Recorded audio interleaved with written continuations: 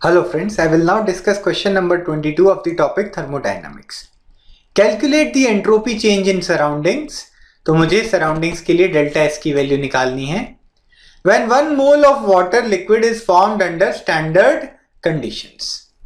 तो जब standard conditions में मुझे किसी substance की formation discuss करनी होती है तो मैं discuss करता हूँ standard molar enthalpy of formation.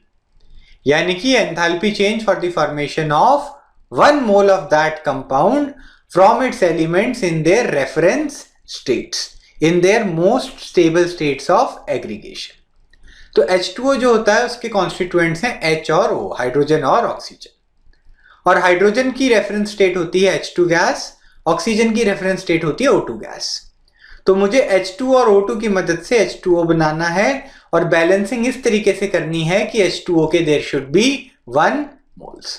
तो ये बैलेंस इक्वेशन आप देख सकते हैं H2 plus half O2 gives H2O. इस रिएक्शन की एंथैल्पी ऑफ फॉर्मेशन हमें यहाँ क्वेश्चन में दी हुई है. यहाँ पर डेल्टा HF नॉट लिखा हुआ है.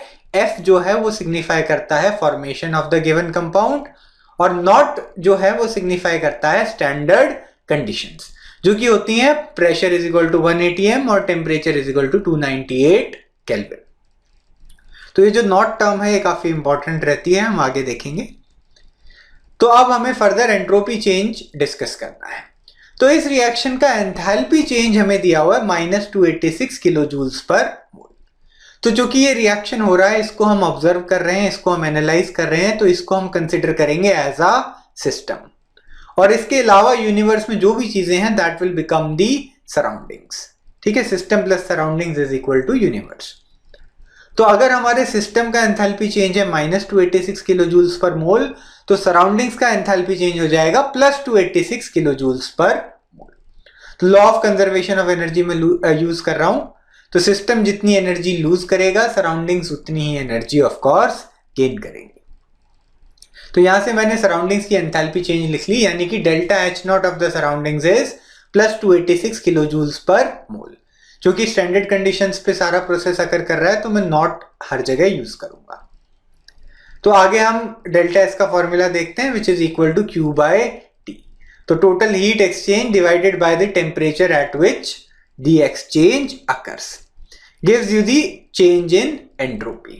तो चूंकि इस क्वेश्चन में हमें सराउंडिंग्स का एंट्रोपी चेंज निकालना है तो मैं यहां पर डेल्टा S0 ऑफ सराउंडिंग्स लिख देता हूं.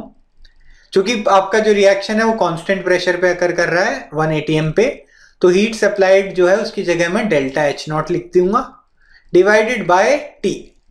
अब आप नोट करेंगे क्वेश्चन में कहीं पर भी T की वैल्यू स्पेसिफिकली मेंशन नहीं है, लेकिन यहां पर टर्म यूज की गई है स्टैंडर्ड कंडीशंस. ये जो नॉट का सिंबल है ये हमारी हेल्प करेगा. T is equal to 298 kelvin at standard conditions. तो क्वेश्चन में डेल्टा H0 की वैल्यू हमें यहाँ पे दी हुई है. सराउंडिंग्स के लिए it is +286 kilo joules per mole. T की वैल्यू 298 है, दोनों मैं सब्सटीट्यूट कर दूंगा. यहां से मेरा आंसर आ जाएगा 0.9597 किलो जूल्स पर मोल केल्विन. चूंकि काफी छोटा नंबर आ रहा है तो मैं इसको जूल्स में कन्वर्ट कर लेता हूं by multiplying by 1000. So the final answer is 959.7 joules per mole Kelvin. This is the required answer. If you have found this video useful, do like it and share it with your friends. And do not forget to subscribe to our channel. Thank you so much for watching this video.